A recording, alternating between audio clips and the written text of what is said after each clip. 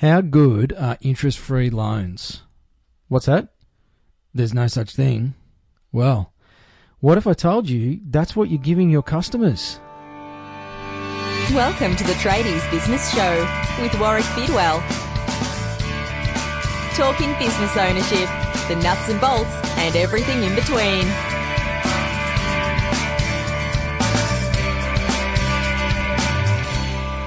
G'day and welcome to another episode of the Tradies Business Show. Great to have you with me. Was here, host and tradie wingman and all sorts of other things.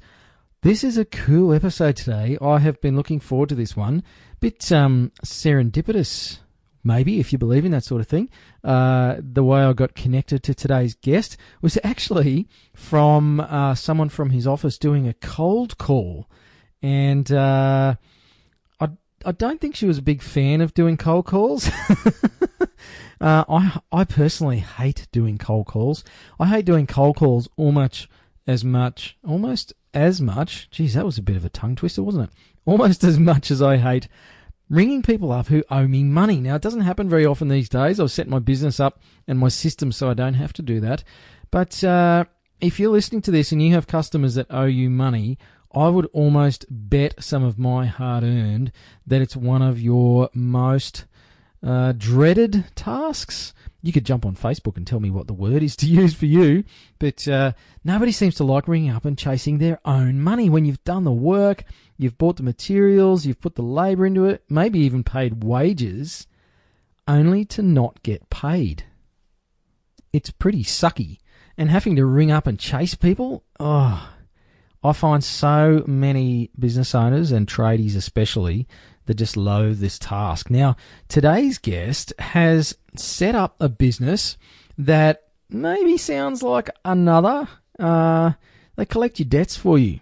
But this is a bit different. The fees are structured differently. The backing behind this business is pretty cool. And I happen to think that James, our guest today, the man behind Bill Chaser, is he's pretty cool. You're going to be hearing more from, I was going to say Bill, James. Anyway, great episode. Now, James has got some really good tips on how to get paid faster, even if you don't use their service and you don't let it go that long. He's got some really good stuff in here on how to make sure you do get paid, how to set things up from the start so you don't leave yourself exposed. And basically, if you've ever had issues collecting money and not getting paid by your customers, then this episode is for you. So stop giving interest-free loans to your customers and start collecting money faster, maybe even using Bill Chaser. Anyway, let's hook in. Alrighty, so joining me today on the Tradies Business Show podcast that you're listening to is, he's a man by two names. He's known by a pseudonym, Bill Chaser. There's a bit of a dad joke in there. Also known as James. Welcome to the show, James. Thanks, Waz. Thanks for having me. My pleasure, mate. So, your real name, mate, is James Stewart, and you're the founder or one of the founders of Bill Chaser. What's that all about, mate? Yeah. So yes, I am. I'm one of the founders. So there's Bill Chaser comprises of really two groups. So one being myself, and the other being Australia's largest independent debt collector, a company called Panthera Finance Group. Which the collections arm of that is a company called State Mercantile. So so I'm one of two groups that have come together and created Bill Chaser, and Bill Chaser is Australia's first dedicated debt collection agency for tradies, sole traders, and small businesses. So we understand that that cohort of Australian business, being specifically tradies, sole traders, and small businesses, have really different debt collection needs than your big Origin Energies, your Westpacs, those sorts of things. And it's for that reason that we established. We had a number of people in our close circle who were tradies and sole traders and small businesses. And when they come up against a debt, they usually have a pretty personal relationship with their debtor. And they don't want that template cookie cutter approach that the traditional collectors take. which can sometimes come off rather brash and a bit harsh. They want a more personal approach, a more sort of understanding and collaborative approach to how they can resolve their debt. And that's where Bill Chaser comes into play. So it's a great online platform so that, knowing that the tradies and small businesses spend their life on their phone or their laptops, it's really an easy platform for them to be able to log on to, sign their company up, upload their logo so they've got that familiar approach when any comms go out, load their debts, whether it be 1 or 10 in, and, we can take as many as they've got, and then we start the process through. And the collections process not only relies on, a level of automation, so, text messages and letters and emails and those sorts of things, but we've also got, by partnering with State Mercantile, a contact centre of over 400 all Australian-based debt collectors that we can leverage to be able to get that level of sort of collection expertise and immediate contact. And it adds, I suppose, a level of realism, if you will, to debt when somebody starts giving you a bit of a call about it that's not necessarily the person you owe the money to, and can just be the nudge that some people need to make that payment or enter into a payment arrangement if times are tough. Because it's a bit of a fear of business owners I've found over the years, and certainly for me as well, in a couple of businesses I've had before doing what I do now, where to bring in the debt collectors, it's pretty scary, and it conjures up images of big guys with beards on Harleys, turning up at your customer's doorstep demanding payment with a baseball bat, I get it. I really do get it. And it's the last thing that most businesses want to do, because the fear then is, look, if you've got someone who's not paying a bill and it's well overdue, then maybe you got to question whether you want to continue to do business with them anyway. But one of the fears is that if I send a debt collector around, that's it, that customer is never going to do business with me again. How do you go about managing that? Is that a real thing, James? I nearly called you Bill then, mate. You can call me Bill if you want. It's probably not the worst thing you've been called, mate. Very true. Very true. Being in this industry sometimes. Yeah. And look, I get that fear. I think one of the things that we say to our customers, and it makes up two things. One is we've got one customer who owns a concreting business. Named Steve, great guy. And he has worked out it is more economical based on his bad debt rate for him to engage our services than actually employ an accounts receivable staff member full time. And so he, as part of this, and this leads into the second point. So one, it's more economical, but two, he's now built this in as a standard process, and he tells his customers. So, he's not backwards about being forwards, and says that he has had people call up and go, "What the hell, you sent me to a debt collector?" And his response is, "Mate, it's a standard process in our accounting. We follow you up for 60 days after it's due, and then it goes straight out to external collectors. Just don't have the time to be able to collect. I'm too busy working on the next job." And the response apparently has been, really, it's an automated process. We've actually had 2 people that we've chased come on board with us to chase their own. I was going to say, you probably get referrals from people that way, mate. Yeah, and look, I suppose it's a testament to the team's great job that they're doing, is that we don't take that baseball bat approach to collections. We take a far more reserved approach and collaborative approach to being able to get the money. And also a lot of it can do with conflict resolution. We had an example where a tree lopper came on board. They sent an invoice out to somebody. They didn't get paid, so they sent it through to us. We followed the person up. The person they left a log on the back on the yard or something. Yeah. And I was like, oh, okay. And I thought, oh, well, fair enough. Like, the person's chopped down a tree and left the whole log there. And anyway, it turned out the photo of the log that was left was about, 10 centimeters diameter and about 2 meters wide. And that was 1 out of 300 trees that they'd gotten rid of. So we kind of went back to the customer and went, "Come on, mate, fair crack. Like, you can't hold up payment for the entire invoice." Because there's a stick on your lawn. Yeah. Exactly right. And to be fair, it was probably because the person the client or my client who was originally chasing the debt might have been a little bit less professional when facing the debt. Yeah. And the person didn't react too well. But when you have a new approach, you've got a professional collections agent calling, you typically, and we find typically, get a much better response. So I want to talk more about Bill Chaser and debt collection in general, mate. And I'm sure you've got some pearls of wisdom for listeners around, even if they're not using your services. And I think anybody who's had outstanding debts should really be looking at something like Bill Chaser. I've had to use debt collectors over the years in my own businesses with people not paying their bills. It's just, it's rife in the trades, as you would know, James. Yeah.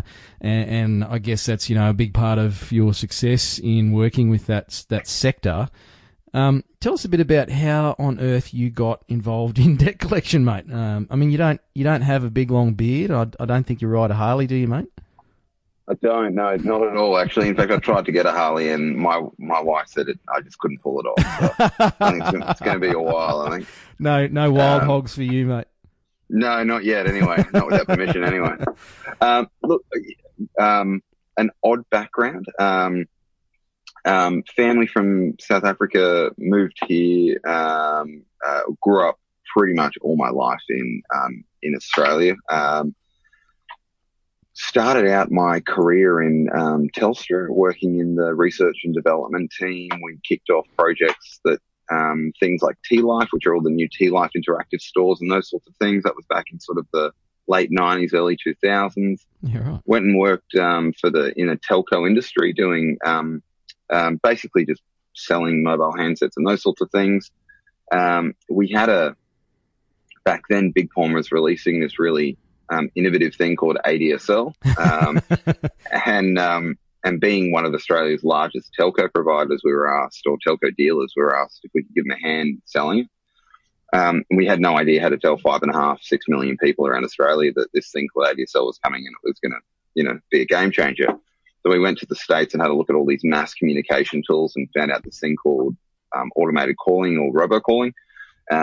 Brought that over, rolled it out. It was a huge success. Went to the owner of the business at the time, who wasn't the nicest of people, if you will say, but said, we've got this great idea. It's going to be amazing. Need some investment for it. What do you think? Wasn't necessarily prepared to make the investment. Didn't think that it would have longevity. So the guy that I was working with there, who became my business partner, we looked at each other and said, well, we can hang around here doing the same stuff, or we can take a punt. So in 2008, during the GFC, when everyone said, don't quit your job and don't start a business, we both quit our job and we both started a business. Took out unsecured personal loans. Don't tell the bank. Mate. That was my motorbike though, wasn't it, mate? It was, yeah, that's it. Tipped it in, gave it a crack, and we created a company called ReachTel. ReachTel grew to be Australia's largest automated communications provider, and still is to today one of Australia's most well-known market research, political polling, and communications agencies. It was then snapped up in the back end of 2015, early 2016 by a company called Vita, which is now known as Equifax. And I helped them with their transition. As part of that, the company that acquired us strongly moved us into the collections industry, reapplying our technology in terms of SMS, email, and automated robocalling for debt collection. And so I got to know the space really well. I got to know the people in the space. And the other side of me is I work very, very strongly with the trade union movement. And what I heard about a lot from attending meetings and being involved with unions is there are these small businesses and tradies and sole traders around that have got 1 or 2 or 3 debts that are 6, 9 or 12 months old, but no debt collector will help them, not without charging them 50 cents in the dollar. Yeah. They're just not set up that way. So I sat down one day with the owners of Australia's largest independent collection agency and said, I've got an idea and I think I got a customer base that we can kick off with pretty quickly. So we all tipped in some resources, came up with the platform called Bill Chaser, which we think is a great platform. Launched it out to the market, and we've been collecting for tradies and small businesses ever since. So, nice, mate. And nice. Bill's one of a few different ventures that we've got up and running. I've got a little incubator that sits off the side in the valley down in Brisbane, and it's got other little startups around, group buying and telcos and media content buying businesses and those sorts of things. So some really, it's all about just, I think, having a bit of fun and trying to spot a gap in the market. But for me right now, the biggest gap in the market is an effective debt collection service for tradies. Mm. So, James, I want to ask you a bit about startups because you've got a few. I think you said to me the other day when we had a bit of a preliminary chat, you got 6 startups or something? 5? We've got 5 on the go at the moment, which is can get a bit full. That's like having 5 newborns in your house, mate. It is, and I'm the first one to admit that that I've probably bitten off a bit more than I can chew. But I'm really I'm blessed that I've got. I'm surrounded by a lot of really talented people, and in each one of them, I've got someone that I can highly rely on, which is absolutely fantastic. So, I've always said you don't have to be able to play every instrument in the band. You just have to be able to play the orchestra sometimes. And so we're going really strongly as a team, which is good fun. So startups are hard, but they're worthwhile. And so that's probably some good advice for people starting a business is surrounding yourself by with good team. What's some of the keys to getting these enterprises up and going? I mean, what's some of the maybe the positives out of all of your startups, James, or perhaps some of the tough lessons you've learned, stubbed your toe a few times and figured out what not to do? Yeah, the tough lessons is understand early on what you're not good at, and be pragmatic enough and adult enough sometimes just to admit that. If anyone knows me, and if anyone knows me that's watching this, they will know that I am horrible at administration. I am great at high level. I'm the guy who says we should build a car and then walk out of the room. The granular detail I'm not very good with, and so I'm pragmatic enough to acknowledge that and therefore, address it and put in places. And it might cost you more to have to put in those, put in that sort of backup that you need. But it's really important that you have those people around you. And, I sit here with administration staff sitting off to my right, all nodding and laughing. Yeah, they're in the background going, oh, he's not even telling half the story. Yeah, pretty much. Yeah, very much so. But look, I mean, for me, it comes down to, I've always been more about running the team that runs the business, and that's for me always served me really well. And also being with the customers. Big fan of tailoring your business towards customers. The other thing that I'll also say is don't be afraid to pivot early on. There's nothing wrong with. In fact, I think we saw a company list the other day for close to $500 million in Australia that. Created a technology servicing one industry, wasn't necessarily working. Somebody picked it up, servicing another, and now they're listed. So it's not defeat pivoting early if you find that your technology or your business is better suited to another industry. So have you quit any startups early, mate, or done that where you've gone? Actually, I don't think this is a good idea. Yeah, there's a couple actually. There was a babysitting application that came out really early on, and I was looking to get involved with that. I had a particular way in which I thought it should have run. It was running in a different way. I left that a little while, very early on, and it's still plodding along. Yep. And then there was another one around a resourcing company where I was involved. And then, just decided that, yes, you might have tipped a little bit of cash in or some time. But sometimes it's better for you to be able to cut them out and then reapply yourself through the businesses that one, you think, have got longevity, but two, that you're probably more passionate in. I'd much rather spend my time in a business that might not have, as much upside, but that I'm hugely passionate about, than one that is going to be a cash cow. Yeah. So another question I want to ask you, James. You talk about having good team around you, and clearly you've got good team around you, given your visionary status there in the business.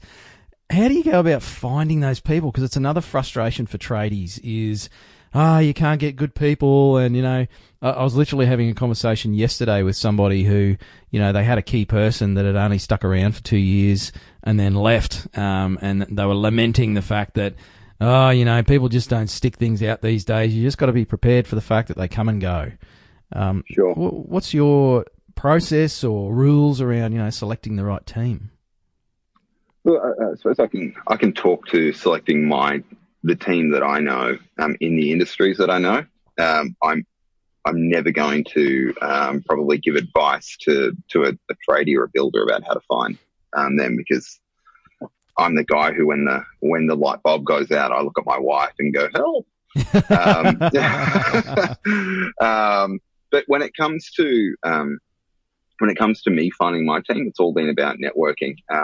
And I've always been very slow to make a decision, but quick to pull the trigger. Yep. And that has served me well. One of my best business partners that I've got at the moment is somebody who I spent 3 or 4 months scouring LinkedIn. And every night I set myself a task of 30 minutes to go through. I knew what I was looking for, and had a short list of people, found them, contacted them out of the blue and said, no questions asked. This is my background. I want to take you for a beer. You're happy to come. And if they said no, that would have told me a lot about them anyway. Yep. They said yes. We went and had a catch up, told them what I was all about, asked them to take a chance and come for a journey, which again was a lot about their character. They said yes. And we've been working together ever since. Apart from that, in terms of administrative or operational, we've hired people that we've run into as a sales executive off, the Harvey Norman floor. They've been really good. You just kind of get the feeling that they're not really at their full potential. Yep. We had somebody who was a waiter at our local pub, is there every night, was constantly on, and you just couldn't understand, not that there's anything wrong with waiting tables, but I said, like, are you studying? Like, what are you doing? You're a glassy every night, mate. Like, where are you going? And he goes, I don't really know. I'm figuring it out. And the nicest way, I've been figuring it out for 3 years. Like, you've been serving us every Friday for 3 years. What are you doing? I said, have you ever thought about a job in customer service and transition him out of there into one of our customer service roles? So, I think sometimes it's just about keeping your eyes open about good people that might not necessarily be in your industry, but they're certainly transferable.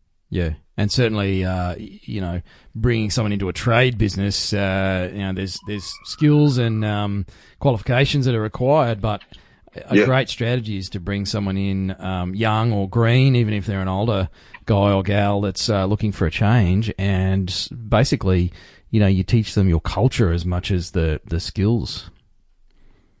I couldn't agree with you more. I think it's very rare that we've gotten, except for where particular skills are required, it's very rare that we've gotten in a seasoned professional for any of our businesses.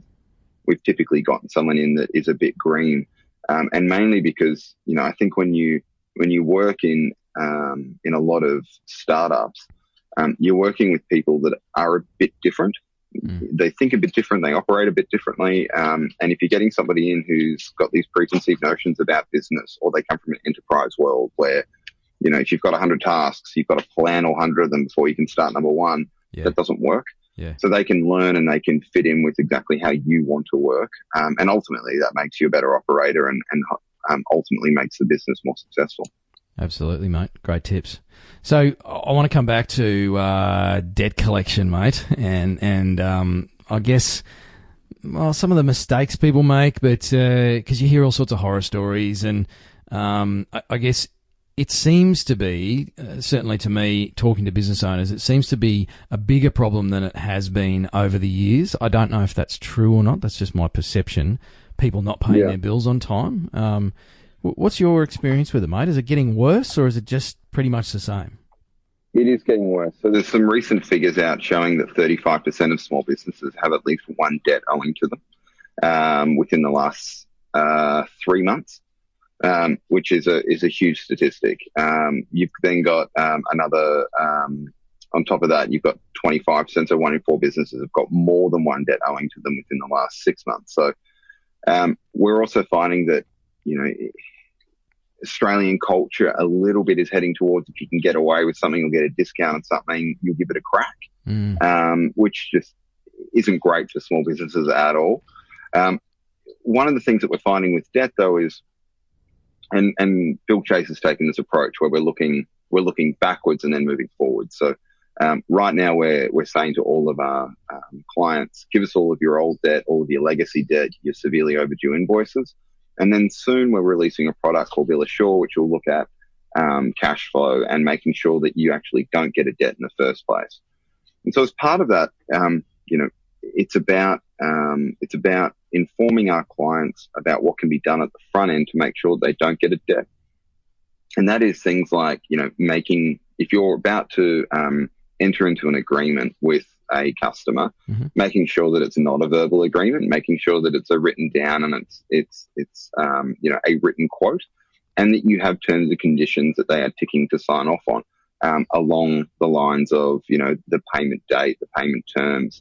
And most importantly, that if the customer doesn't pay and the client does have to send it across to a collector like myself, any fees incurred can be added onto the bill. And that's really important because, we're a profitable, we're not a not-for-profit. So we're going to charge customers if we have to go out and do debt collection. Yeah. And I think it's unfair that our client should have to pay that.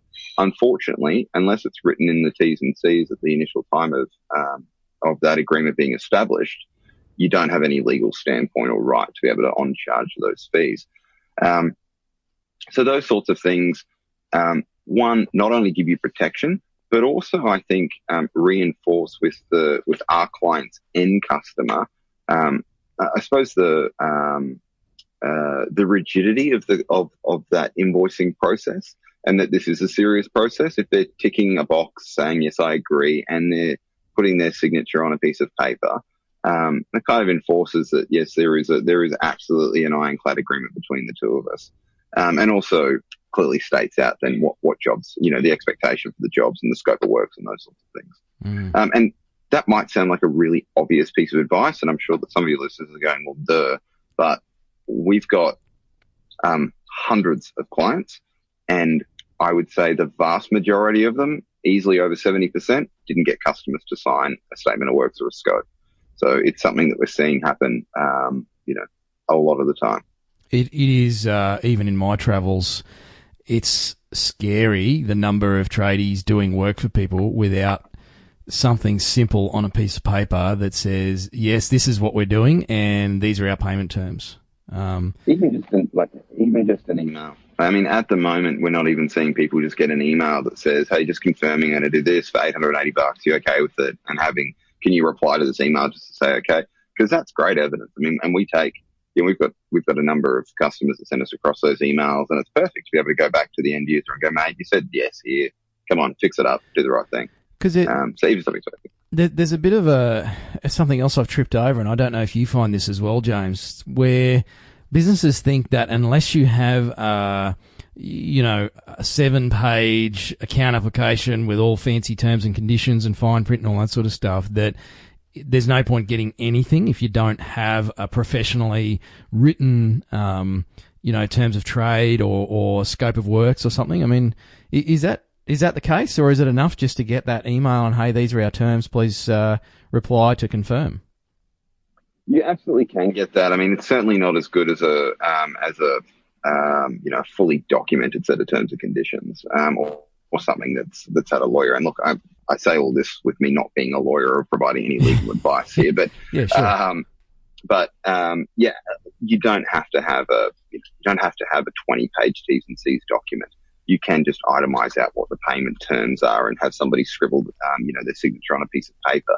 That's, that gives you at least some level of evidence that can be utilized should you have a bad payer. But it's, and look, it's how people gain confidence with that. Yeah. And it's why we're looking forward when we release Bill Assure, you'll have that ability to be able to enter in your customer's details, put down what your scope of work is. We'll already have defined for you what standard T's and C's are, which you can pick your payment terms on. And then when the customer signs up, everything will be done. It'll be vetted through by our legal team to make sure that it's the right set of T's and C's. So we're looking forward to trying to take that hassle away from tradies and sole traders. And then obviously handle all the back end where we'll push that invoice into your MyOb or your Xero or your QuickBooks account. And we'll email the receipt off to the customer and those sorts of things, and then allow payment. So, we're looking forward to that service launching, and it's something that, we're getting a fair few nudges from our clients going, can you hurry up, please?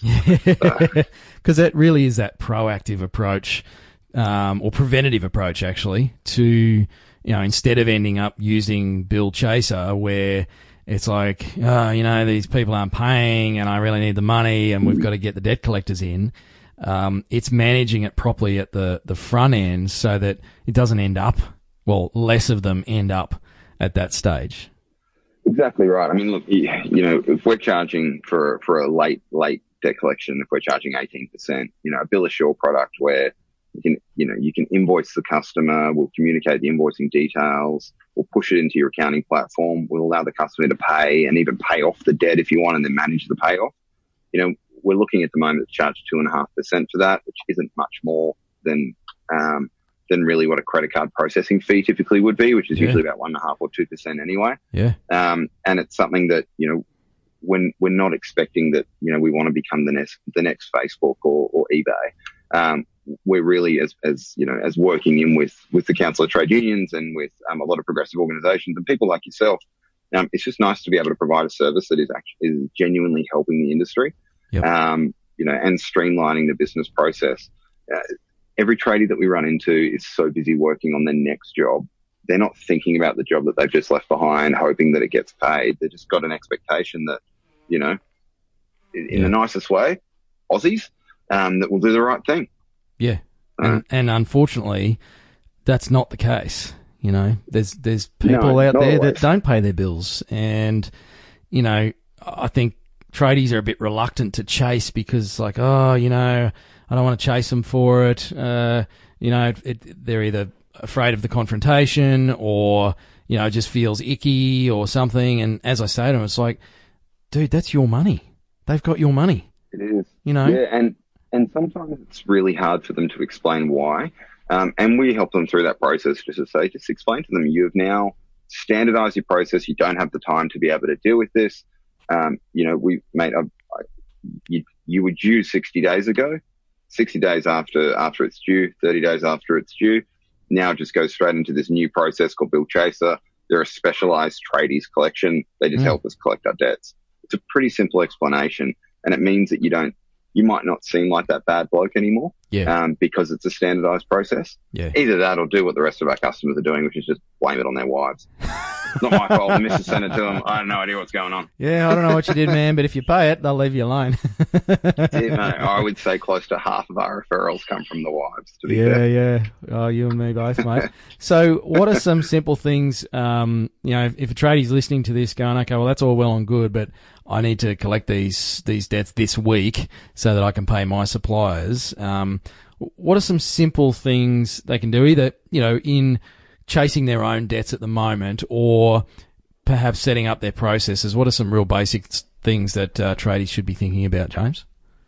Sure. So look, again, the processes side of things, which is around, one, making sure that if you're about to do a job for somebody that they've agreed to it in some formal way, and outlining your specific payment terms and consequences if they don't pay it. So, your debt may be referred, if this is unpaid, your debt may be referred to the debt collector, and the additional fees will be added onto the bill.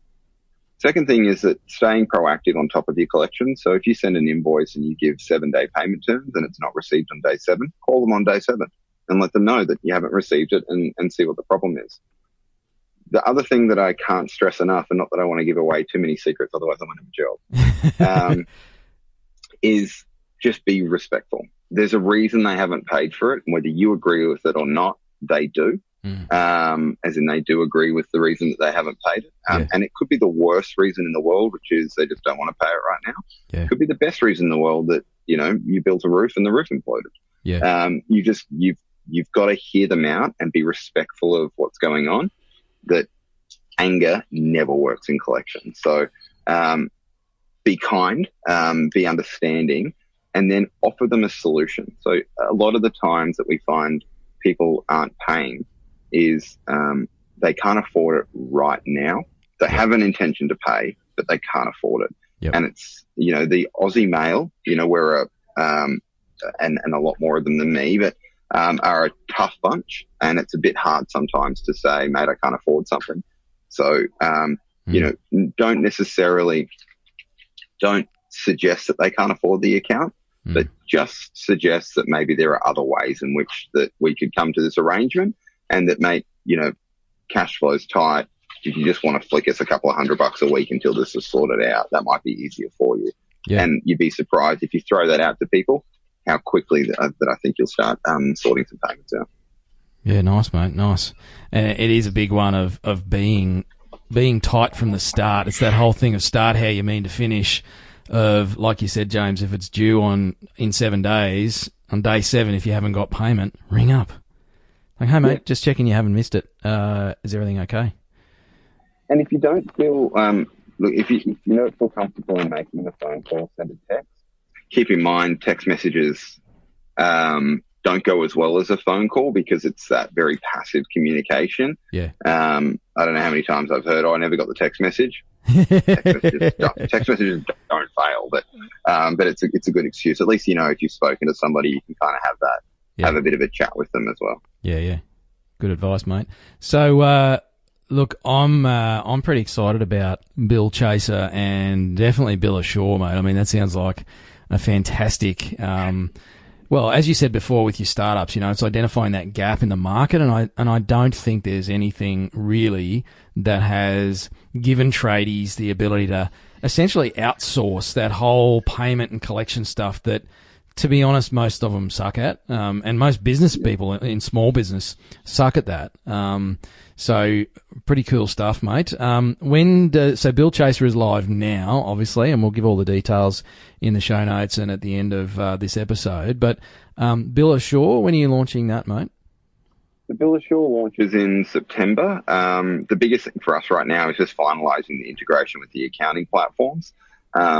We don't want our customers or clients, to have to double handle. So the perfect idea is that once all of the details are in and the customers agree to the scope of work, that it automatically gets sucked up into your accounting platform, and then all of the payments and reconciliations done seamlessly through there.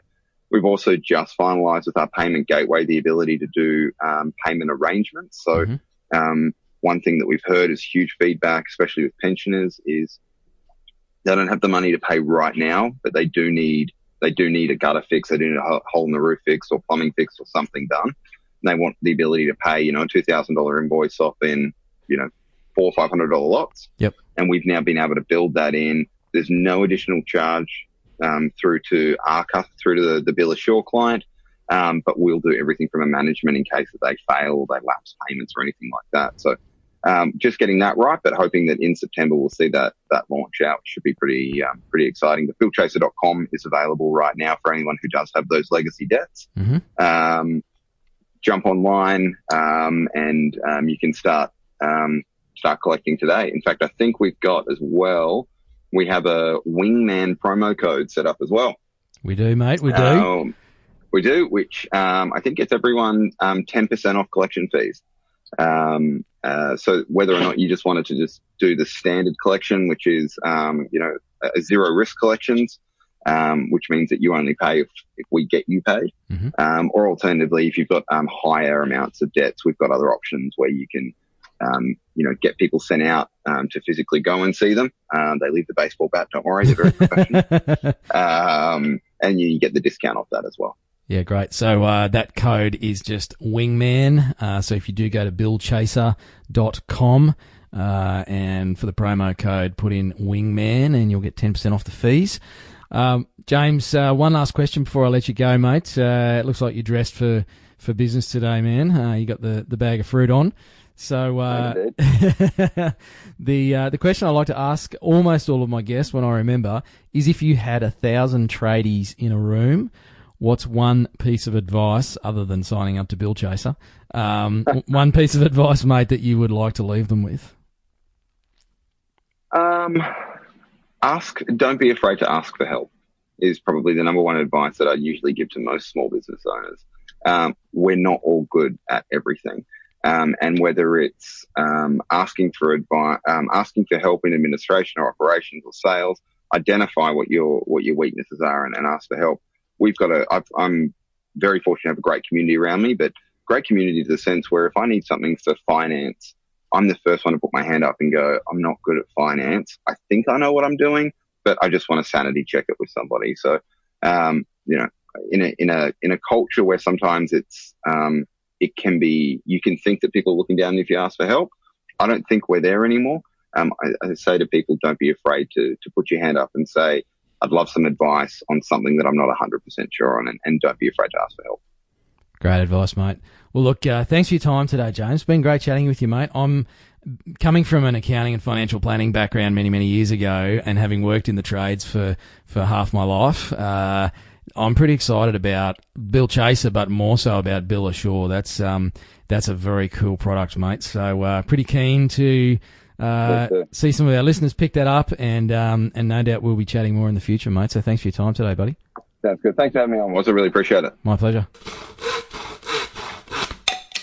Well, there you go, Bill Chaser, James, sharing some gold in there around getting paid faster and not ending up with the issue of unpaid customer invoices, debtors, or accounts receivable, whatever you want to call it.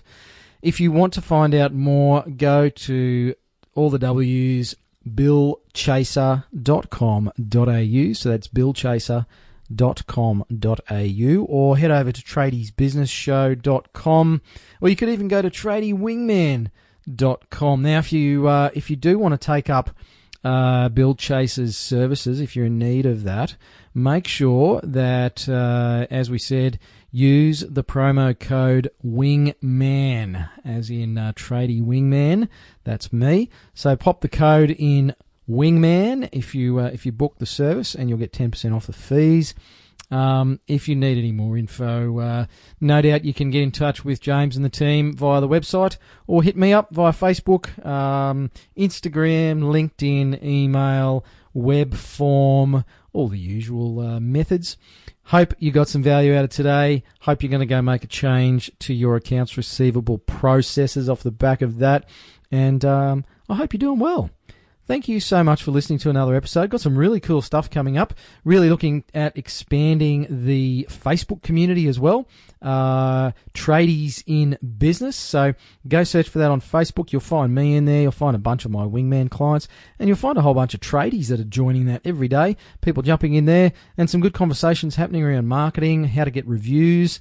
We've got some experts like James in there as well, giving some advice. So make sure you head on over to Facebook, search for Tradies in Business, and apply to join. I'll make sure you're a tradie or a tradie supporter, but you can jump in there and start getting some free advice and some resources and stuff. So it'd be great to have you in there.